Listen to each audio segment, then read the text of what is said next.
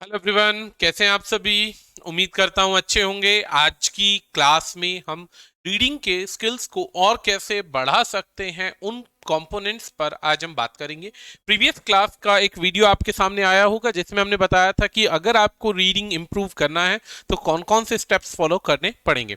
आज की क्लास में हम ऐसे ही बढ़ने वाले हैं जिसके अंदर हम 4 पॉइंट्स को डिस्कस करेंगे मेजरली।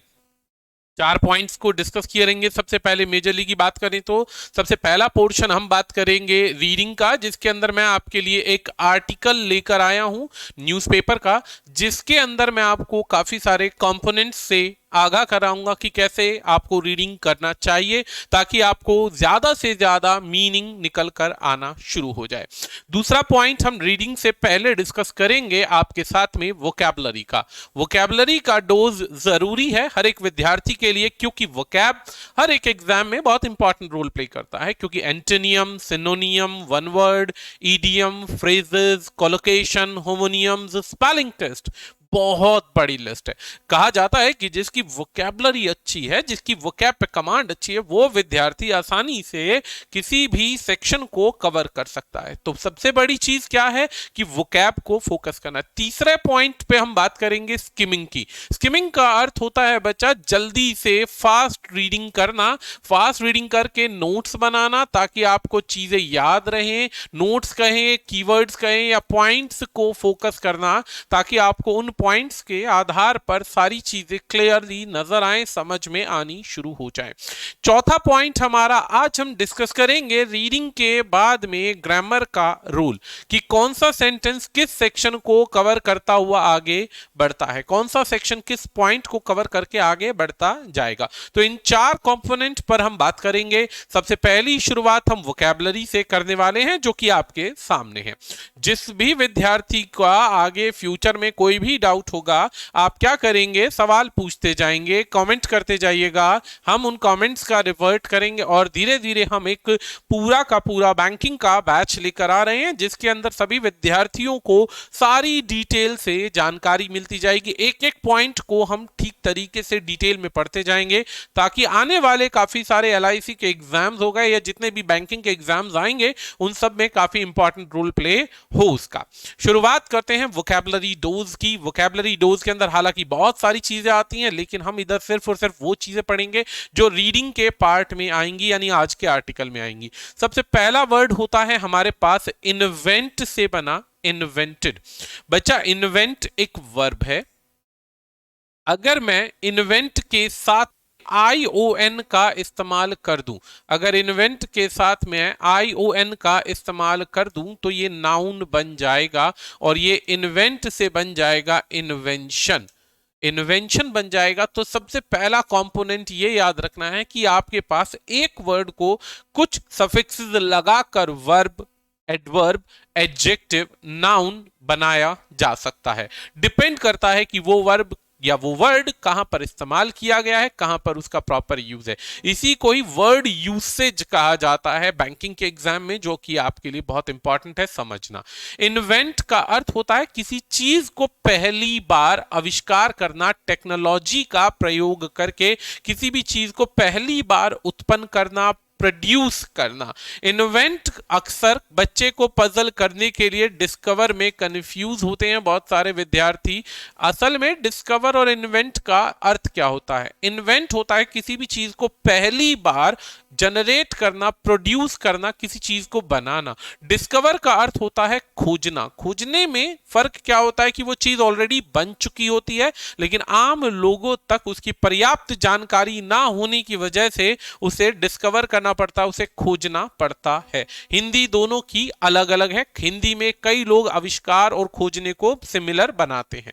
इन्वेंट अपने आप में एक वर्ब है जो कि थर्ड, सेकंड फॉर्म, अलग अलग फॉर्म्स में यूज हो सकती है। अगला पॉइंट है अटेम्प्ट। अटेम्प्ट का अर्थ होता है जैसे हम किसी भी कठिन कार्य को करने के लिए एक बार प्रयत्न करते हैं, परिश्रम करते हैं। आप सब भी बैंकिंग के एग्जाम्स के फॉर्म फिल करते हैं, फॉर्म फिल करने के बाद में अटेम्प्ट्स देते हैं। यूपीएससी का एग्जाम देने वालों को कुछ लिमिटेड अटेम्प्ट्स मिलते हैं कि इस उम्र तक आप अपने एग्जाम को अटेम्प्ट करेंगे, फेस करेंगे और प्रयास करेंगे उसे देखने का। इसको प्रयत्न करना कहते हैं, यानी कि टू डू या try to do something that is difficult. अक्सर मुश्किल चीजों को करने के लिए जो प्रयास किए जाते हैं उन्हें अटेम्प्ट कहा जाता है, ये बात याद रखिएगा। अगला शब्द है ले। ले के काफी सारे अर्थ होते हैं, ये नाउन की तरह भी यूज होता है, ये वर्ब की तरह भी यूज होता है। वर्ब में भी इसके मल्टीपल मीनिंग है। ले का अर्थ अंडे देना भी होता है, ये बात याद रखिएगा।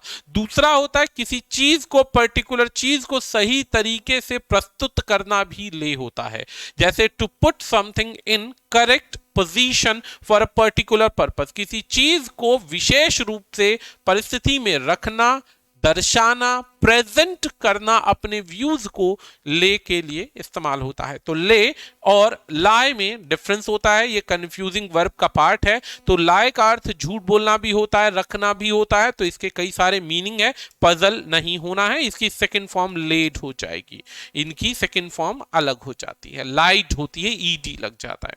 आगे बढ़ते हैं अगले वर्ड की तरफ। स्टैंडर्डाइज का मतलब क्या होता है? जैसे कि हम मैकडॉनल्ड्स की बात करते हैं, मैकडॉनल्ड की जब आप बात करते हैं तो पूरे पैन इंडिया में इनके प्रोडक्ट्स का जो टेस्ट होगा, इनके प्रोडक्ट्स के अंदर यूज होने वाले इंग्रेडिएंट्स होंगे, वो स्टैंडर्डाइज होंगे। स्टैंडर्डाइज का मतलब अलग अलग वैरायटीज नहीं रखी जाती हैं, कॉमन एक ही कंपोनेंट, एक ही इंग्रेडिएंट, एक ही कंटेंट को लगाया जाता है, उसे हम कहते हैं स्टैंडर्डाइज प्रोडक्ट। जैसे आप किसी ब्रांड का कपड़ा खरीदते हैं, शू खरीदते हैं, ओरिजिनल कॉपी नहीं, तो आपको हर चीज स्टैंडर्डाइज मिलेगी। स्टैंडर्डाइज का मतलब पूरे जो भी चीजें होंगी उस प्रोडक्ट में स्टैंडर्ड होंगी, इसी को कहते हैं स्टैंडर्डाइज को मानकीकृत करना। मानकीकृत का मतलब एक ही क्वालिटी, एक ही नपा तुला हिसाब किसी चीज में ऐड ऑन करने को स्टैंडर्डाइज कहा जाता है।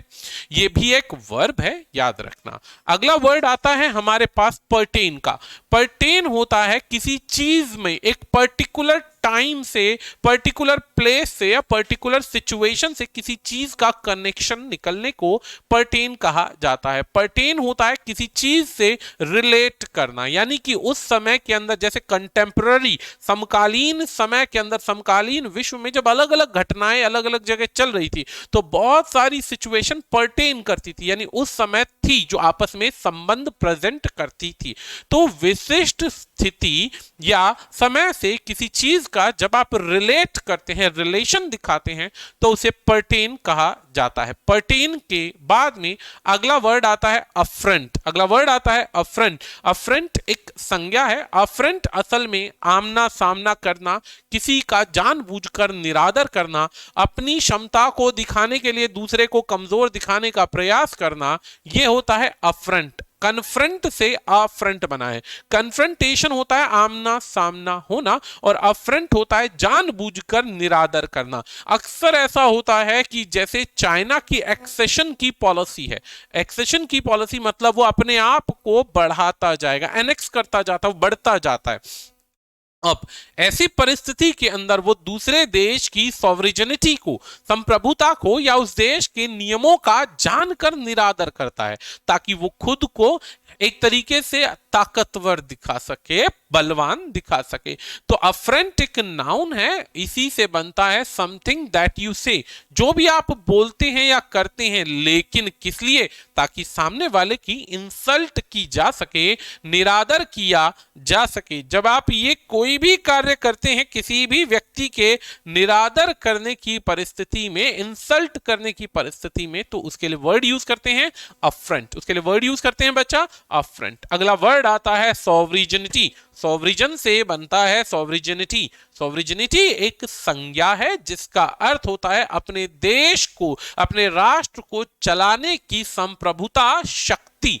संप्रभुता शक्ति एक ऐसा पैटर्न जिसके अंदर आपके पास शक्ति है अपने देश की बाउंड्रीज को सुरक्षित रखने की और देश के अंदर शासन पर्याप्त रूप से चलाने की, एक स्ट्रांगली मैनर में उसको चलाने के लिए अगर शक्ति है तो उसे सॉवरेन कंट्री कहते हैं, इंडिपेंडेंट कंट्री कहते हैं। जैसे भारत के प्रेम्बल यानी प्रस्तावना के अंदर बार बार एक ही चीज दर्शाई जाती है कि भारत एक सॉवरेन कंट्री है। सॉवरेन कंट्री का मतलब यह है कि वो अपने देश का शासन एक बढ़िया तरीके से खुद चला सकता है।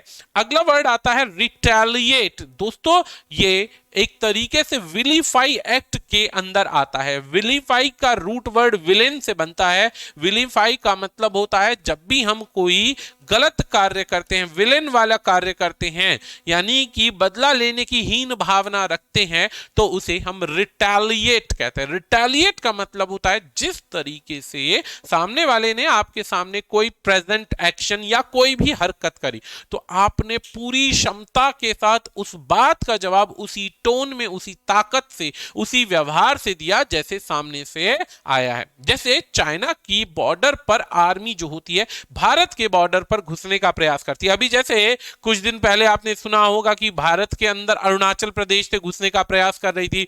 कभी डोकलाम वाले मुद्दे पर आ जाते हैं, कभी ये बेसिकली आपके एलएसी वाले मुद्दे पर आ जाते हैं। ऐसी परिस्थिति के अंदर वो सिर्फ और सिर्फ जमीन हथियाना चाहते हैं, और भारत जो है आपस की ट्रीटी साइन होने की वजह से उसी तरीके से रिवर्ट करता है जिस तरीके से सामने से आर्मी आती है। रिटेलिएशन करना पड़ता है अपनी आर्मी को बॉर्डर बचाने के लिए, बॉर्डर सिक्योर करने के लिए, जिसके अंदर आपने सुना होगा ना कि अभी डंडों से पीट पीट कर बहुत सारे चाइनीज सोल्जर्स को पीट पीट कर भगाया गया था, तो उसी के लिए वर्ड आया रिटेलिएट। अगला वर्ड आता है रीअसर्ट। रीअसर्ट होता है किसी चीज को साबित करना। साबित करने का मतलब ये होता है, जैसे कि नॉर्मली क्या होता है, बॉर्डर पर भारत और पाकिस्तान का जब विभाजन हुआ था तो उस परिस्थिति के अंदर क्या हुआ था, जिसने विभाजन किया उसने चौक पेन या किसी मार्कर से एक लाइन खींच दी, चाहे उसे आप डुरेंट लाइन का हो या कोई लाइन का हो, उसका नाम हम इंग्लिश में छोड़ते हैं। फिलहाल हम इस बात पर आते हैं कि जब उस पेन से लाइन खींची जाती है तो उस बारीक सी लाइन के अंदर 100 किलोमीटर इधर और 100 किलोमीटर इधर किसी को नहीं पता वो रास्ता किसका है किसका नहीं। ऐसी परिस्थिति में जिसका स्ट्रॉन्ग होल्ड होगा, जिसके पास पावर होगी, वो क्या करेगा, वहां पर अपना रीअसर्ट करेगा, यानी कि अपना कब्जा साबित करेगा, खुद को प्रेजेंट करेगा कि yes this position, this place is under the control of that या दिस कंट्री।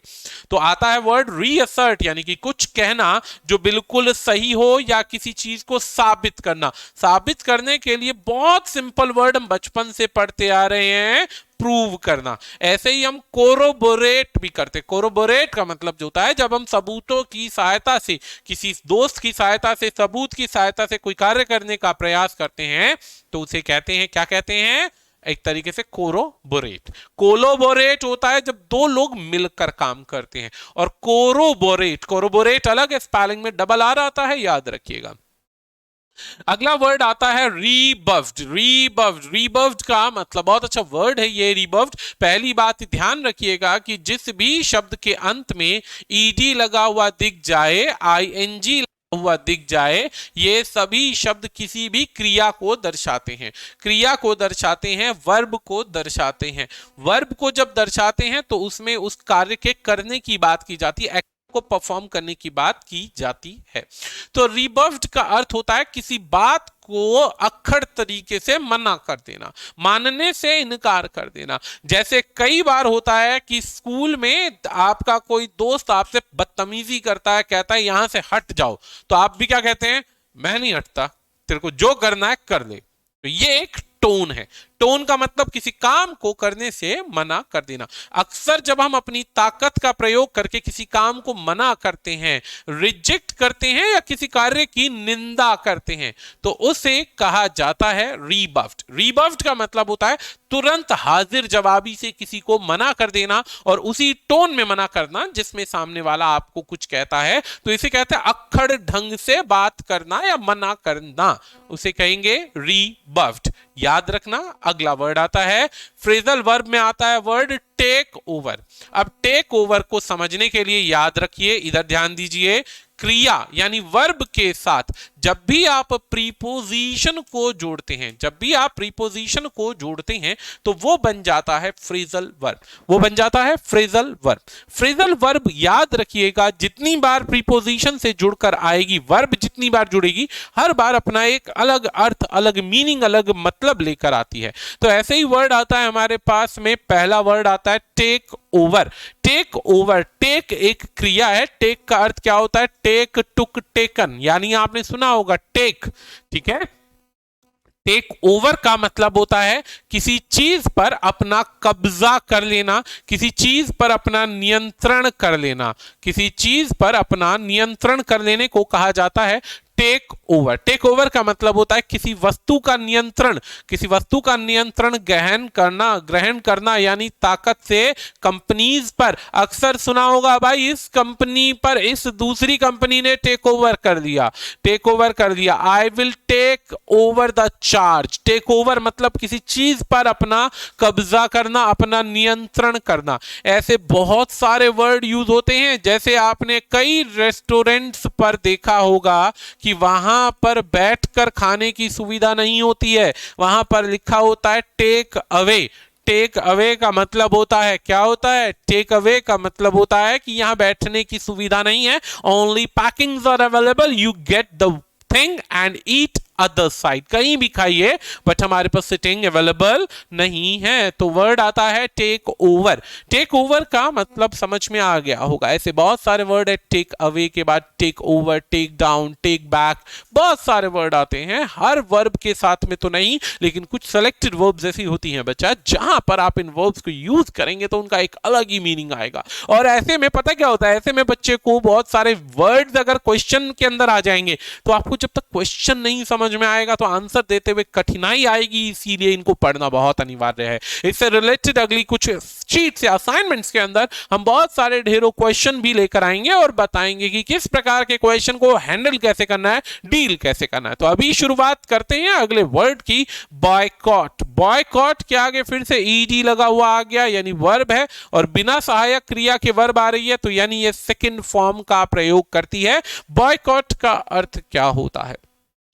आपने सुना होगा भारत में ऐसे सैकड़ों आंदोलन शुरू हुए थे, जो हाईलाइट कुछ हुए लेकिन बहुत से आंदोलन हुए थे जिसके अंदर हमने अंग्रेजी चीजों का बॉयकॉट किया था। ईस्ट इंडिया कंपनी जब भारत के अंदर थी तो हम बॉयकॉट करते थे। क्या करते थे कि भाई हम उनका सामान नहीं खरीदेंगे, हम उन्हें अवॉइड करेंगे, उनकी प्रेजेंस को ध्यान ही नहीं देंगे, नकार देंगे।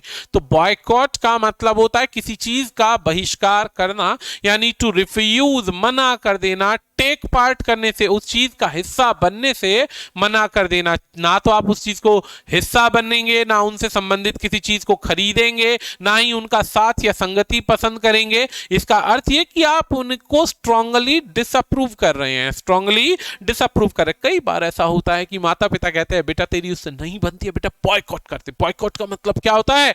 छोड़ दे, ध्यान ही मत दे उसको, अवॉइड इट। तो ऐसे में वर्ड आता है बहिष्कार करना। अगला वर्ड आता है दोस्तों नाडिर। नाडिर, कई लोग नादिर पढ़ते हैं, कई लोग नाडिर पढ़ते हैं, it's totally up to you. Pronunciation पूरे पैन इंडिया के अंदर सारी सही मानी जाती है, कोई गलत नहीं मानी जाती है, ये बात ध्यान दीजिएगा। तो नाडिर का मतलब होता है किसी चीज को बद से बदतर बना देना, किसी चीज को बद से बदतर बना देना। जैसे कि कोई भी देश की बात करते हैं तो एम्प्लॉयमेंट सिस्टम को कोई भी फोकस नहीं करता और पुरानी परिस्थिति को और ज्यादा बुरा बना देते हैं, बदतर परिस्थिति बना देते हैं। आबादी बढ़ती रहती है और एम्प्लॉयमेंट कम होता रहता है। तो ऐसे में एम्प्लॉयमेंट की जो कमी अनएम्प्लॉयमेंट की वजह से होती है तो उससे क्या होता है? नाडिर सिचुएशन, यानी ऑलरेडी स्थिति बुरी है और ज्यादा बुरी हो जाए और उस पे भी इन्फ्लेशन बढ़ जाए, महंगाई बढ़ जाए, इन्फ्लेशन बढ़ जाए, ग्रोथ रेट से ज्यादा महंगाई का रेट रिवाइज हो जाए, तो वर्ड बनता है नाडिर। नाडिर मींस किसी चीज को पहले से ज्यादा खराब कर देना, पहले से ज्यादा worst moment of particular situation. Particular situation का मतलब होता है किसी चीज को और ज्यादा दोस्तों खराब कर देना। अगला वर्ड आता है ट्रूप। ट्रूप एक संज्ञा है। ट्रूप असलियत में एक कलेक्टिव नाउन है। नाउन यानी जिन विद्यार्थियों ने थोड़ा बहुत पहले पढ़ाई कर रखी होगी या जो बच्चे बहुत ज्यादा मेहनत कर रहे होंगे उन्होंने कलेक्टिव नाउन पढ़ा होगा। कलेक्टिव नाउन का अर्थ क्या होता है कि जब हम लोगों का, चीजों का, जानवरों का, सभी जीवित चीजों का जब हम कोई समूह संगठन बनाने का प्रयास करते हैं तो उसमें समूहवाचक संज्ञा बनता है, कलेक्टिव नाउन बनता है। जैसे लोगों की भीड़ को क्राउड कहते हैं। विद्यार्थियों को अगर एक जगह बिठा दिया जाए पढ़ने के लिए तो हम उसे क्या कह सकते हैं? क्लास कह सकते हैं। सेम इसी प्रकार से किताबों को जहां एकत्रित करके रख दिया जाए वहां पे हम लाइब्रेरी वर्ड का यूज कर सकते हैं। ऐसे ही क्या है? ट्रूप। ट्रूप होता है सेना की टुकड़ी। सेना की टुकड़ी। यहां पे स्पेलिंग को जरूर फोकस करना है क्योंकि TROUPE भी ट्रूप होता है, TROUPE ट्रूप होता है जहां डांसर्स, परफॉर्मर, स्टेज शो करने वाले लोग होते हैं, उनका भी समूह होता है। सुना होगा ना कि मैं अपने ट्रूप के साथ जा रहा था, ट्रूप के साथ मतलब अपने टीम के साथ जा रहा था, तो उसे हम ट्रूप कहते हैं। फिलहाल मनुष्यों में सोल्जर्स का और पशुओं के बड़े झुंड या टोली को, कैटल्स के झुंड को कई बार हम ट्रूप कह देते हैं। भेड़ बकरियों की लाइन होती है उसे भी हम कई बार ट्रूप कह देते हैं। अगला वर्ड आता है ट्रांसग्रेशन। ट्रांसग्रेशन का मतलब क्या होता है? पहले इस वर्ड को पढ़िए। ट्रान के बाद एग्रेशन वर्ड जैसे जुड़ता है ना, एग्रेशन, एग्रेशन होता है गुस्सा, और ट्रान होता है किसी चीज को पार करना, बदलना, अपनी पुरानी लाइंस को, कंट्रोल को हटाना।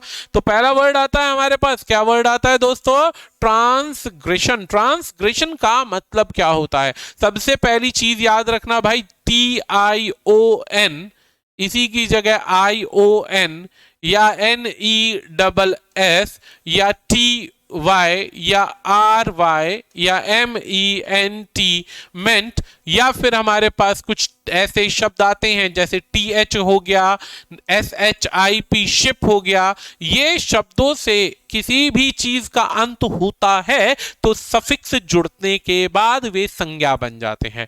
जैसे वर्ड सुना होगा, फ्रेंड से बना फ्रेंडशिप बन गया, ब्रेव से ब्रेवरी बन गया, लॉन्ग से लेंथ बन गया, मैनेज से मैनेजमेंट बन गया। तो ये जितने भी शब्दों का प्रयोग किया जाता है, जितने भी शब्दों का प्रयोग किया जाता है, ये संज्ञा बन जाती है। अब यहां पर वर्ड है ट्रांसग्रेशन। ट्रांसग्रेशन का मतलब होता है इनफ्रिंजमेंट। इनफ्रिंजमेंट का मतलब किसी दूसरे की टेरिटरी में जबरदस्ती घुसने का प्रयास करना। किसी दूसरे की टेरिटरी में जबरदस्ती घुसने को इनफ्रिंजमेंट कहते हैं, जबरदस्ती घुसना। वायलेशन होता है नियमों का, कानूनों का, कर्तव्यों का। जब किसी को बोल दिया भाई तेरी ये ड्यूटी है, लेकिन आपने उसको पूरा करने की जगह अपनी ड्यूटीज को डिरेलिक्शन में डाल दिया, अपनी बातों को मानने से इनकार कर दिया और नियमों को ब्रेक कर दिया, तो वर्ड बनता है ट्रांसग्रेशन यानी अतिक्रमण। अतिक्रमण बनता है वर्ड। अगला वर्ड होता है स्कफल।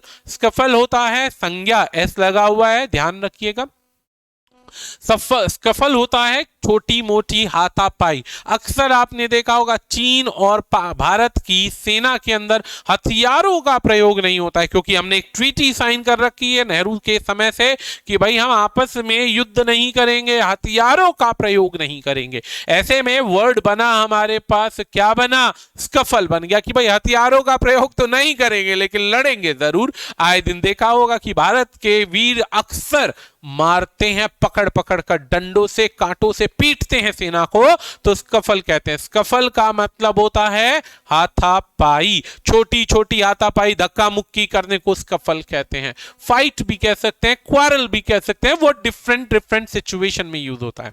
अब कई बार आपने सुना होगा एनएसयू। एनएसयू का मतलब किसी घटना के होने के बाद किसी चीज का रिजल्ट आना, यानी कि कोई इंसिडेंट हुआ, कोई एक्सीडेंट हुआ, कोई सिचुएशन घटित हुई और उसके तुरंत बाद कोई रिएक्शन आया, तो उसे कहते हैं एनसीयू, यानी किसी घटित होने के बाद में, घटना के घटित होने के बाद में कोई दूसरा इंसिडेंट अफेक्ट में आए। अक्सर होता है सेना आपस में लड़ती है, लड़ने के तुरंत बाद क्या होता है? लड़ने के तुरंत बाद बड़े बड़े डेलीगेट्स दोनों देशों के आपस में मिलते हैं और कोशिश करते हैं, उस विवाद को सुलझाने की कोशिश करते हैं, उस विवाद को सुलझाने की, किसी भी प्रकार से ये विवाद निपट जाए भाई। अब ऐसा ही भारत और चीन के साथ भी कई बार हो चुका, काफी राउंड्स की बात हुई। मैं बार बार चीन का नाम इसलिए ले रहा हूं क्योंकि वो आर्टिकल मैंने अभी बताना है, पढ़ाना है, तो एक प्लेटफॉर्म बनाना जरूरी है उसका। रीअज्यूम कहते हैं किसी चीज को दोबारा, रिज्यूम कहते हैं, रीअज्यूम नहीं है, वैसे ये रिज्यूम है। रिज्यूम होता है कोई चीज रोक रखी है उसको दोबारा से शुरू कर देना। अगला वर्ड आता है दोस्तों बेलिगरेंस। पहला वर्ड है बेलिगरेंस। जिसको नहीं बोलना आता हो मेरे साथ बोलने का प्रयास कीजिएगा, बेलिगरेंस।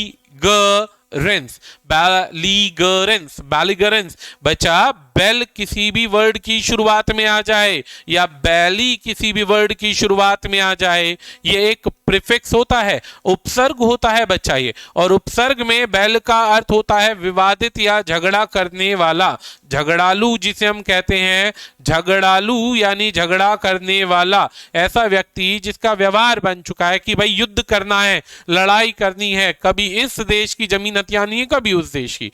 तो बेलिगरेंट एक वर्ड है, अर्थ होता है झगड़ालू, जहां पर मैंने यहां पे ये लिखा हुआ है। अगला वर्ड है प्रोब। प्रोब होता है किसी सीक्रेट को जानने का प्रयास करना।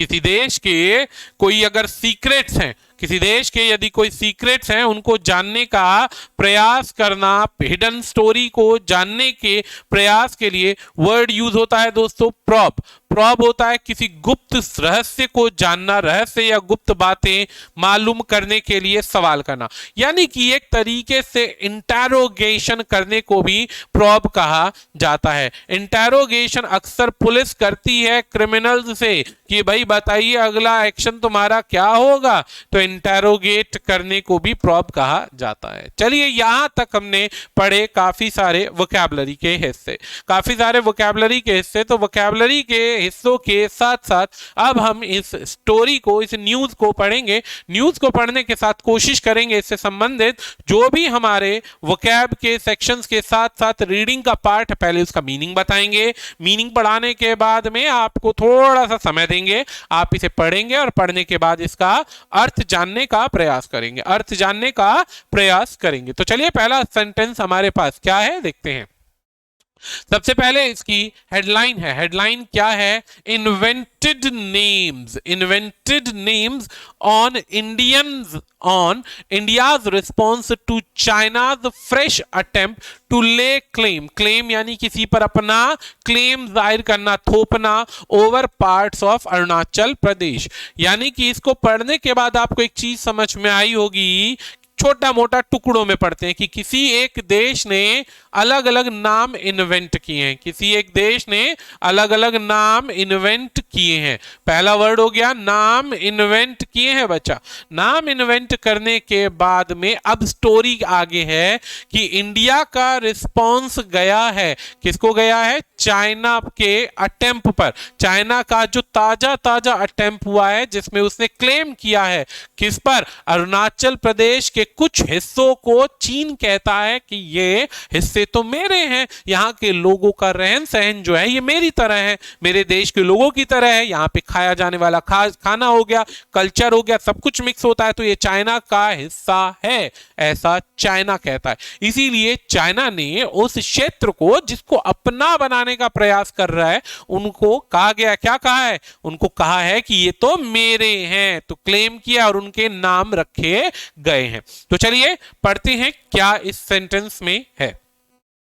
पहले तो हो सके तो नेक्स्ट टाइम से आपको स्क्रीन को पॉज करके, मैं अभी रीड कर रहा हूं, स्क्रीन को पॉज करके आपने क्या करना है? उसको रीड करना है, खुद से रीड करना है, प्रयास करना है कि रीड कीजिए, मीनिंग निकालिए, फिर उसके बाद पढ़ने में मजा आएगा, समझने में मजा आएगा। खैर कोई बात नहीं है, मैं पूरा पढ़ाता चलता हूं। अभी मैंने वैसे सारे वर्ड्स पढ़ाए हैं, ये हाईलाइटेड वर्ड्स पढ़ाए हैं, जो रह गए हैं वो भी पढ़ाऊंगा, चिंता मत करना।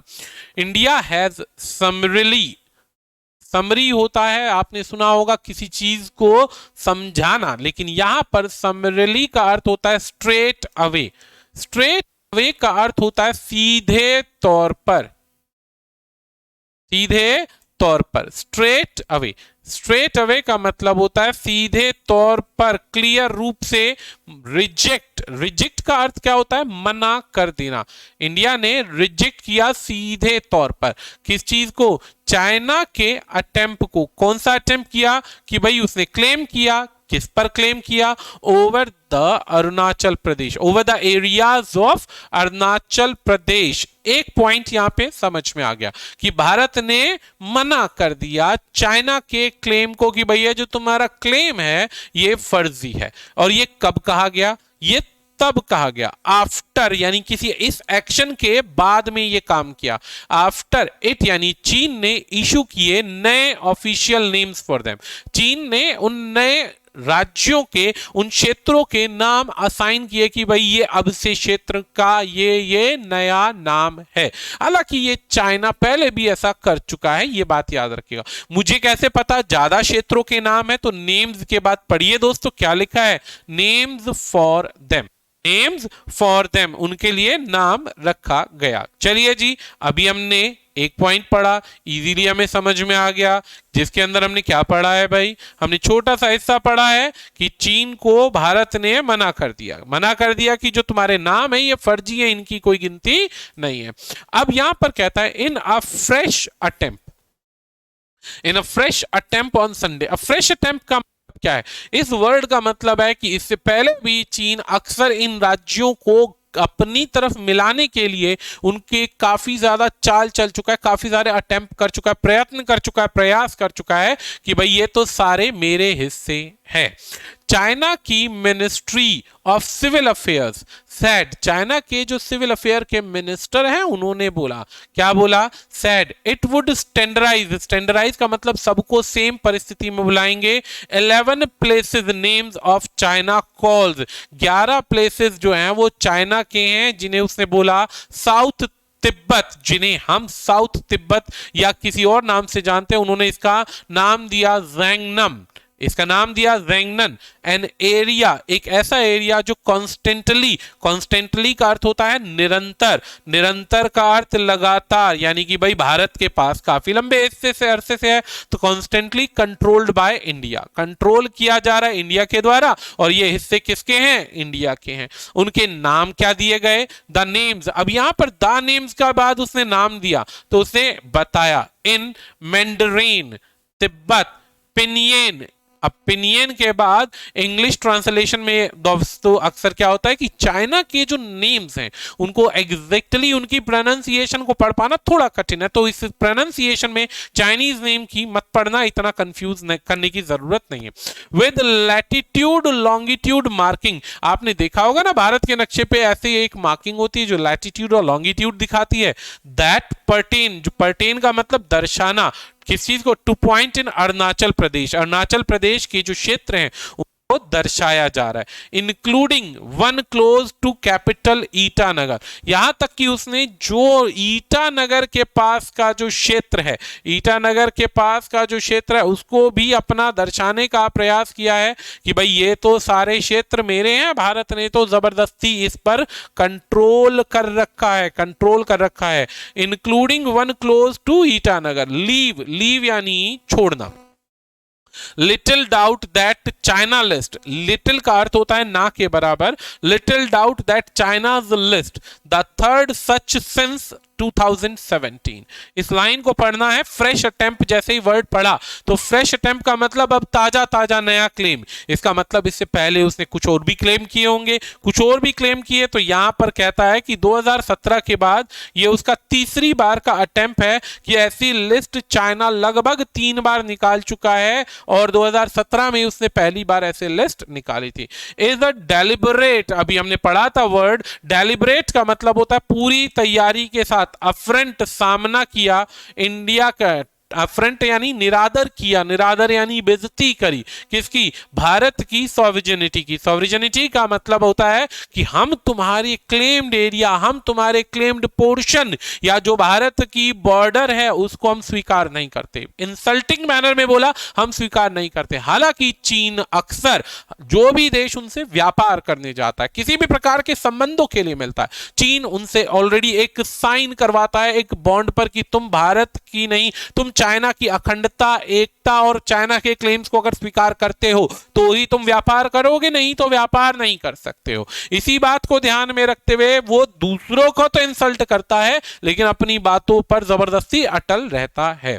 अब यहां पर चाइना का काम खत्म हो गया, फुल स्टॉप आ गया, पॉइंट खत्म। अब अगला point, ministry of external affair की जो स्टेटमेंट है क्या है? दैट इन्वेंटेड नेम, इस स्टेटमेंट से क्या है कि नामों को तो इन्वेंट कर दिया लेकिन अब सारी बातें यहां पे खत्म हो जाती हैं। इस वर्ड को पढ़िए, विल नॉट ऑल्टर, ऑल्टर मतलब कोई परिवर्तन नहीं करेगी, फर्क नहीं पड़ेगा। किस चीज पर फर्क नहीं पड़ेगा? रियलिटी पर, दैट अरुणाचल प्रदेश, कि अरुणाचल प्रदेश जो है Arunachal Pradesh is an integral part of India.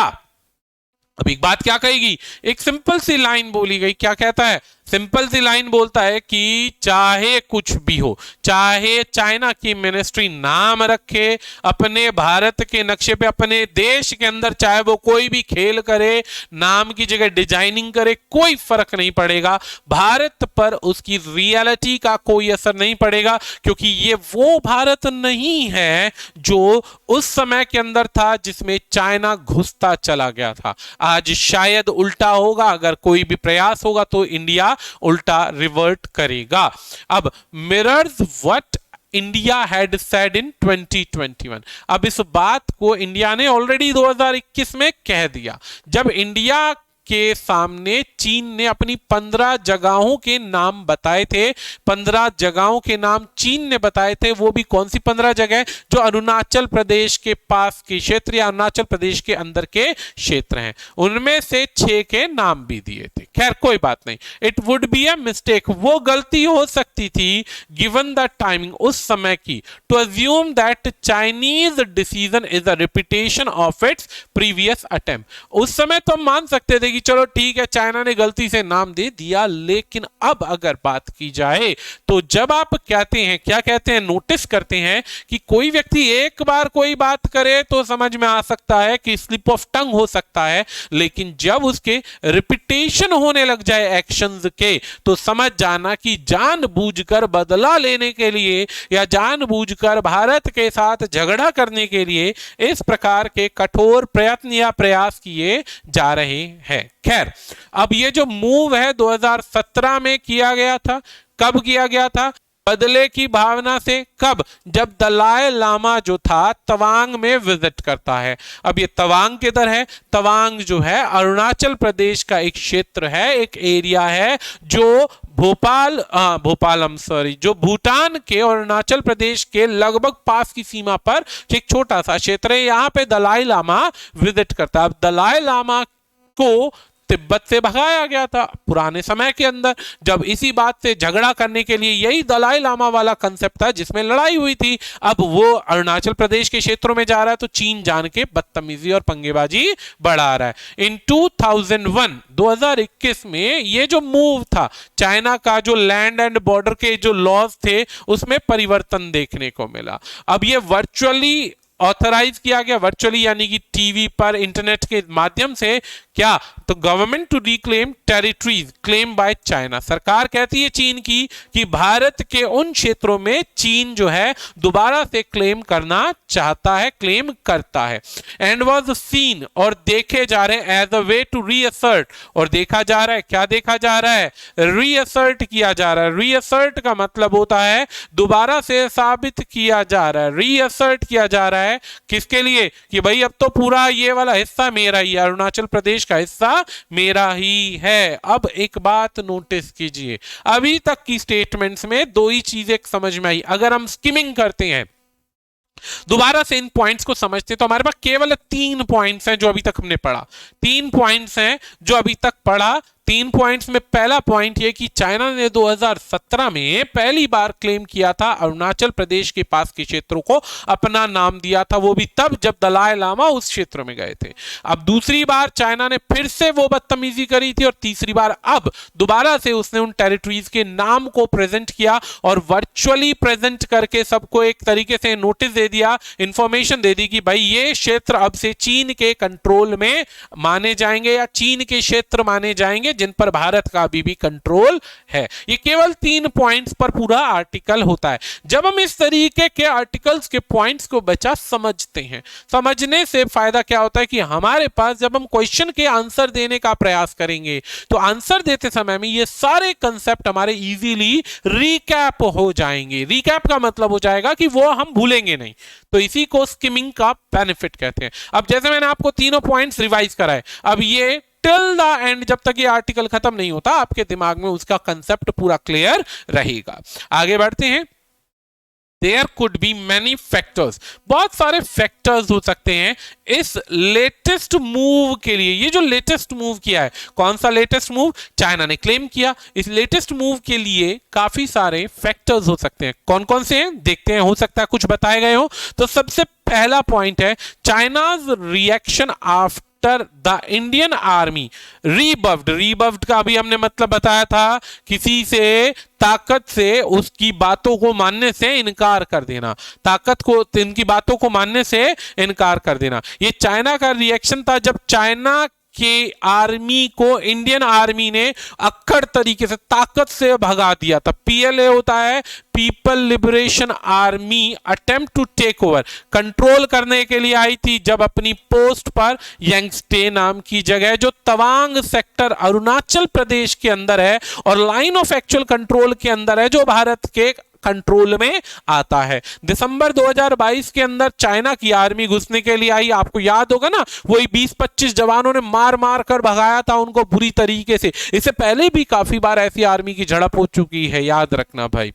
An angry response, इसी बात पर नई दिल्ली को एक एंग्री रिस्पॉन्स मिला, जिसके अंदर रिस्पॉन्स क्या मिला कि भारत ने नई दिल्ली के अंदर G20 की एक समिट कराई थी, एंगेजमेंट कराया था, ग्रुप्स का मीटिंग कराई थी, जिसमें टेक्नोलॉजीज की बात होनी थी, इनोवेशन और टेक्नोलॉजीज की बात होनी थी ईटानगर के अंदर, जो कि चाइना की एम्बेसी ने बॉयकॉट कर दिया। चाइना की एम्बेसी ने अपनी नाराजगी दिखाई कि हम इसे अटेम्प्ट ही नहीं करते, हम अटेंड ही नहीं करेंगे इस एम्बेसी के, यानी इस मीटिंग को हम अटेंड नहीं करेंगे। क्यों नहीं करेंगे? क्योंकि चाइना ने इधर नाम दिया, नाम देने के बाद अपनी आर्मी भेजी यंगस्टे नाम की जगह पर कंट्रोल लेने के लिए। इंडियन आर्मी ने उसके कंट्रोल को स्वीकार नहीं किया, उनको वहां से खदेड़ दिया, रिटेलिएट किया और उनको भगा दिया।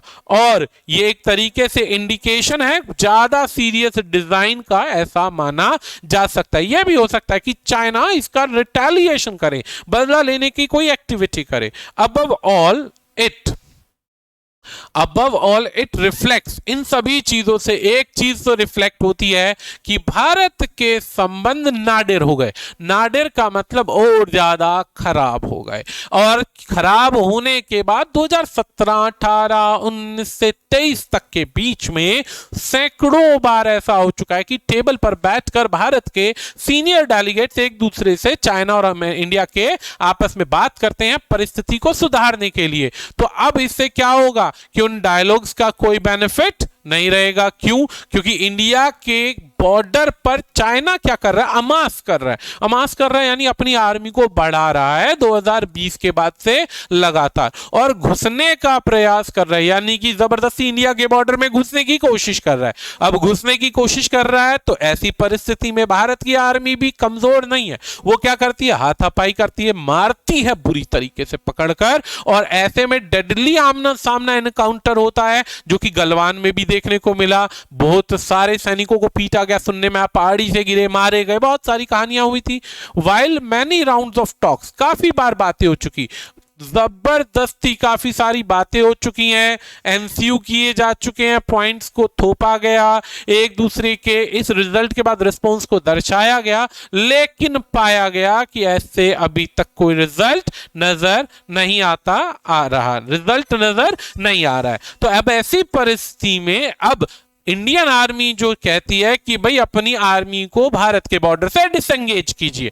देखिए, and there has been disengagement at some stand off points. अब डिसएंगेजमेंट का मतलब यह भी है कि भारतीय आर्मी ऐसी परिस्थिति में चाहती ही नहीं कि उससे बात करें। कहते हैं कि जब तक आपकी आर्मी इस बॉर्डर पर खड़ी रहेगी, तंगी देगी, तब तक हम किसी काम को आगे कंटिन्यू नहीं कर सकते हैं। ऐसी परिस्थिति को ध्यान में रखते हुए स्टैंड ऑफ हुआ, पॉलिटिकल रिलेशंस जो हैं और ज्यादा खराब हुए हैं। ऑल्दो, हालांकि there have been some meetings, कुछ मीटिंग्स हुई फॉरेन यानी विदेश मंत्रियों की, अपने रक्षा मंत्रियों की, डिफेंस मिनिस्ट्री की, नरेंद्र मोदी से भी बात करने का प्रयास किया। Chinese prime minister Xi Jinping ने G20 की जो मीटिंग हुई थी इंडोनेशिया में, तब भी बात करने का प्रयास किया। लेकिन बात करने के प्रयास का मतलब ये नहीं था, बात करने के प्रयास का मतलब ये नहीं था कि इंडियन आर्मी पूरी तरीके से पीछे हटे। बात करने का प्रयास यह था कि वो अपने क्लेम पर अडिग है, हटना नहीं चाहते, और भारत के प्रधानमंत्री ने एक क्लियर मैसेज दे दिया कि तब तक कोई बात नहीं होगी जब तक इंडियन आर्मी के सामने से चाइना अपना डिसएंगेजमेंट नहीं करता और बफर जोन को क्रिएट नहीं करता। बफर जोन का मतलब क्या होता है? बफर जोन एक ऐसा जोन होता है जिसके अंदर क्लियर इंडिकेशंस होते हैं कि इस एरिया, इस क्षेत्र के बीच में ना तो भारत की आर्मी घुसेगी ना ही चीन की, लेकिन चीन की आर्मी बार बार उस बफर जोन को आगे बढ़ती जा रही है। इट इज नेसेसरी, अब बच्चा ये जरूरी है। इन लाइट ऑफ का मतलब होता है किसी चीज की रोशनी होना। इन लाइट ऑफ यानी कि रोशनी में लाना। चाइना का जो ये झगड़ा करने वाला जो नेचर है इसको प्रेजेंट किया गया। गवर्नमेंट शो कर चुकी है और ज्यादा क्लैरिटी अपनी बातों के अंदर पहले ही कि हम इसमें बात ही नहीं करेंगे, हम बात नहीं करेंगे। No conversation till the Chinese army revert या got its past position, previous position तक नहीं जाते, पीछे नहीं हटते, बॉर्डर पर अपने जगह नहीं जाते, तब तक किसी भी परिस्थिति में इस काम को आगे नहीं बढ़ाया जा सकता है। Until the government probes the reason behind China's moves and motivation, जब तक कोई कॉन्वर्सेशन नहीं होगी, जब तक भारतीय सेना भारत को चाइना के एक तरीके से गुप्त जो उसके एक्टिविटीज हैं या वो जो एक्शंस हैं जो वो करना चाहती है या जो चाइना के सामने चाइना कर रहा है, उनको जब तक समझ नहीं लेती तब तक कोई मीटिंग नहीं होगी। चाइना के मोटिवेशंस को जानना जरूरी है और वहां के लगातार जो एग्रेशंस हैं, आगे बढ़ने के जो एक्शंस है, उनको जब तक नहीं जान लेते तब तक कोई डायलॉग्स नहीं होंगे। It will be hard to prepare for a future course of action, जब तक हम जान ही नहीं सकते तब तक भविष्य के एक्शंस को समझना या समझा पाना कठिन है। Even as it counters China's false narrative, देखिए क्लियर लाइन में लिखा हुआ है फॉल्स नैरेटिव, एक लाइन के अंदर पूरे पैराग्राफ को डिवाइड कर दिया। ऐसे ही वर्ड्स बच्चा कीवर्ड कहलाते हैं, यही कीवर्ड्स आपके पूरे पैराग्राफ को समझा देते हैं कि जो भी एनेक्सेशन की पॉलिसी है चाइना के द्वारा ली जाने वाली, वो कभी भी एक्सेप्ट नहीं हो सकती। Indian government says that it's a false narrative, फर्जी नैरेटिव बनाया गया है। हालांकि आप सभी जानते होंगे कि चीन अपने आस पड़ोस के सभी देशों को तंग करता है, लेकिन चीन का भारत पर कोई रोक नहीं चलेगा और रीनेमिंग जो एरियाज हैं इंडिया की बाउंड्रीज पर, उनका कोई फर्क नहीं पड़ेगा।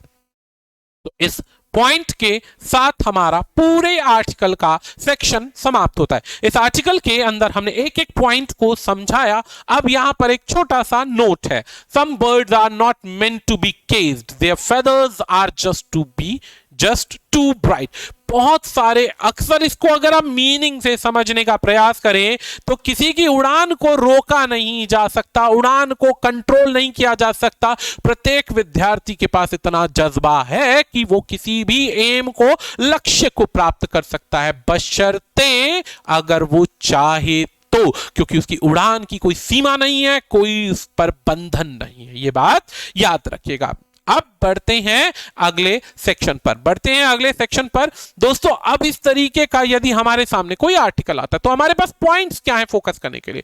पॉइंट्स हैं 4। सबसे पहला स्टार्टिंग की 2 या 3 लाइनों में हमें पैसेज की टोन समझ में आ जाती है कि वो पॉजिटिव वे में बोलना चाहता है, नेगेटिव वे में बोलना चाहता है, डिस्क्राइब कर रहा है या विरोध कर रहा है, कॉन्ट्रैक्ट कर रहा है। ये कुछ चीजें आपको समझनी जरूरी है। दूसरा कंपोनेंट क्या है कि जब आप पढ़ें तो पढ़ने के दौरान काफी सारे वर्ड्स ऐसे हैं, वोकेबलरी के कीवर्ड्स जो मैं टिक करता गया या जो हाईलाइटेड वर्ड्स हैं उनको अगर आप पढ़ते जाएंगे तो आपको समझ में आ जाएगा कि कितना फोकस करना है। तीसरा पॉइंट आपके पास आता है क्वेश्चंस को जब रीड कर लेंगे तो क्वेश्चन की रीडिंग के दौरान भी अंदाजा हो जाएगा एग्जामिनर क्या बात करना चाहता है। चौथा और द लास्ट पॉइंट, ग्रामर का रोल बहुत ज्यादा जरूरी है। ग्रामर का रोल बहुत जरूरी है क्योंकि बहुत सारी जगह ऐसे वर्ड्स का यूज किया जाता है जो आपको किसी चीज के रिजल्ट को दर्शा रहा है। बहुत सारी कंजंक्शंस ऐसी हैं जो प्रूव करती हैं कि आपके पैसेज के कंपोनेंट क्या है। जैसे कि यहां पर एक वर्ड है आफ्टर। आफ्टर का मतलब इस एक्शन के बाद ये सेकेंडरी एक्शन हुआ, लेकिन जिसकी रीडिंग वीक है वो बच्चा इन चीजों को, कंपोनेंट्स को समझ नहीं पाएगा। इसीलिए हमारी जो बेसिक क्लास अभी स्टार्ट होने वाली है, zero to the last, zero to the last का मतलब पूरे सिलेबस को हम पॉइंट टू पॉइंट पढ़ाएंगे, एक एक चीज डिस्क्राइब करेंगे, जिसमें कीवर्ड्स को फाइंड करना सिखाएंगे। इसके बाद में बहुत सारे वर्ड्स ऐसे भी आते हैं, जैसे आपके साथ में किसी सेंटेंस को कंटिन्यू करना है तो कंजंक्शन का रोल प्ले किया जाता है। कंजंक्शन के बाद में रिलेटिव प्रोनाउन जो होते हैं वो भी काफी इंपॉर्टेंट रोल प्ले करते हैं, ताकि सेंटेंस की स्टेटमेंट को और अच्छे से ब्रीफ किया जा सके। तो ये फर्दर क्लासेस के अंदर हम धीरे धीरे जो ग्रामर का सेक्शन है और ज्यादा एलाबोरेट करेंगे, ताकि बच्चे को कंसेप्ट समझ में आए। तो आज के इस सेक्शन को इसी नोट के साथ फिनिश करते हैं। फर्दर क्लासेस में इनसे रिलेटेड हम काफी सारे क्वेश्चंस भी लेकर आएंगे, एंटोनियम हो गया, सिनोनिम्स हो गए, और भी बहुत सारे कंपोनेंट जिसमें टॉपिक का टाइटल ढूंढने से रिलेटेड भी होंगे और मैच द कॉलम भी होंगे। तो आज की क्लास को यहीं पर समाप्त करते हैं। धन्यवाद।